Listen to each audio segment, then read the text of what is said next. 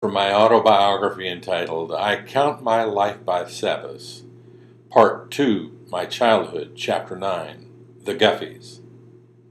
James and Virginia Guffey were among the first converts to Pentecostalism in Greenwood. James came from a large family sired by Nimrod Guffey and his wife, Cora May. His older brother, Johnny, became quite wealthy, buying up bottom land along the creek and renting old homes along Main Street west of Washington Street. Lucille, his wife, would collect rents, and if they were not paid, she was tough enough to throw the tenants out. Later in life, James worked for Smart and Perry Ford, and Virginia was known for her pineapple upside-down cakes. Since both my parents were engaged in leading the services, someone had to care for my sisters and me. Virginia, affectionately known to me as Gin Gin, took this responsibility. She would bring paper to church and let me draw, and I loved to play with her long dark hair and grew very fond of her. On one occasion, when I was about 12, my father had preached a powerful message about confession. The result was that I approached Virginia's husband, James, while he was standing in a gaggle talking with my dad and Junior West. I confessed that I hated him. He was my competition for Virginia's affections, and my dad was mortified and afterwards sternly lectured me that I had done was not what his sermon was about. I think he was worried my confession would cause friction with James and Virginia because children often repeat what they hear in the home. As we moved past the street meetings and tent revivals, we were looking for another place to assemble. Immediately across from James and Virginia's house stood a white barn owned by Johnny Guffey, James's older brother. A rent was agreed to, and the brothers in the church set about fashioning it into a small auditorium. The altar was about 18 inches high, made from 2x4s, with curtains hanging beneath. My mother played the piano at the end of the services while I napped on the floor with a tambourine as a pillow. If she heard the jingle, she knew I was moving about, would glance over.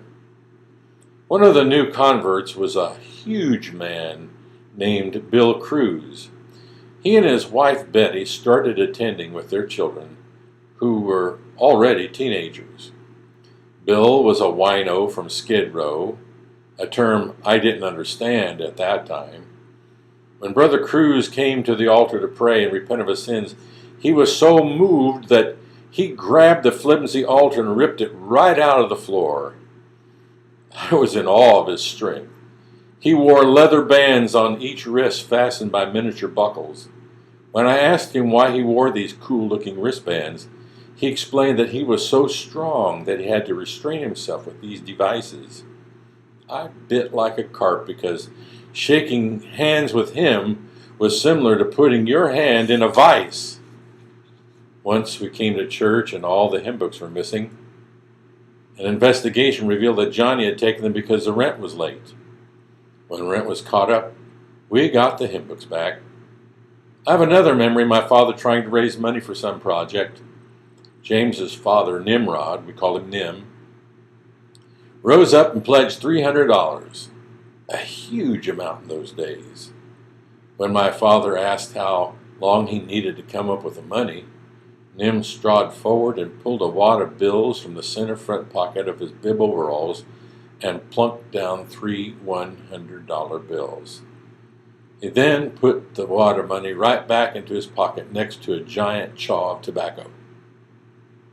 Once when I was acting up in a Sunday school class, James Guffey took me aside and gave me a stern lecture.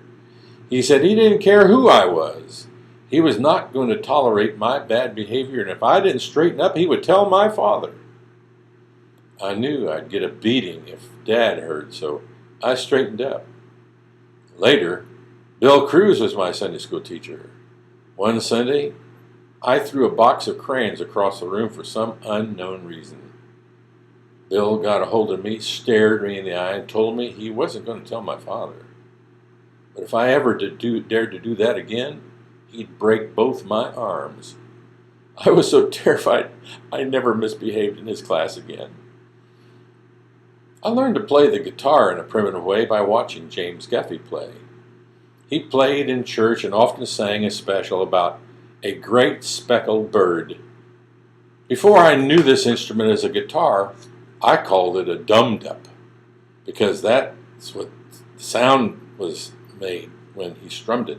Dum-dup, dum-dup. My parents got me little plastic guitars with rubber bands, and my sisters and I would hold our own mock church services at home. I'd strum the rubber bands on my dum-dup and we'd sing. Then I'd preach a pretend sermon. Like all children, we modeled our parents' behavior. While we lived on English avenues and the Guffeys lived on Washington Street in Greenwood, Mom and Virginia became pregnant at the same time. Woogie, the nickname for my brother, William Paul, was born about the same time as Rachel, the Guffeys' first child. And there are a lot of home movies of both sets of parents posing together with their babies.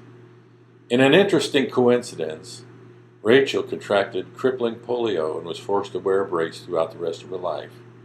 My brother was born with muscular dystrophy and was confined to a wheelchair from his 10th birthday to the end of his life. Chapter 10. The Dining Room. Mother always insisted that my sisters and I would take naps during the day. My sisters resisted this, and being together in their room probably mutually instigated each other in covert activity with their toys. I, on the other hand, earned the title Mommy's Good Little Nap Taker. My room was always bright with daylight from all the windows, but I always managed to snuggle in and fall into a deep sleep. Perhaps I was exhausted from a night of terror, afraid of the boogeyman in the alley.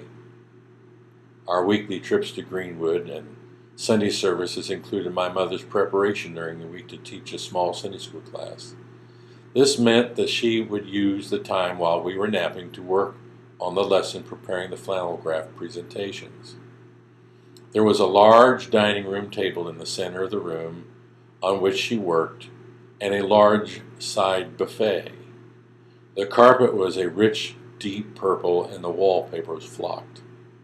One of my most cherished memories is waking up from my nap in the afternoon, stepping up into the dining room, and seeing my mother sitting there in the warm shaft of sunlight, her black hair glistening. She would smile and coo, "How's my good little nap taker? Would you like some banana milk and honey?" That was a favorite of mine and still is. Or it could be homemade yogurt with wheat germs sprinkled on top and honey drizzled over that. My parents were very healthy eaters, and Mom made all of our baby food in a Waring blender. Zealous for my good health, Mom not only nursed me, but fed me goat's milk. She said I detested goat's milk. Please stay tuned for the next episode.